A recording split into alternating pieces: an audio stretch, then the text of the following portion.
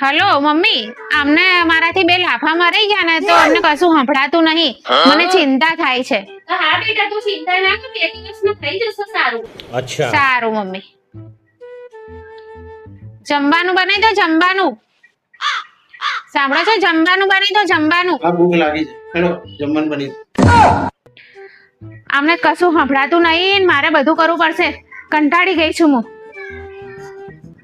મજા આવી ગઈ, વાટ પડી ગઈ. હવે આવું નાટક કરીશ. बड़ा हरामी हो बेटा।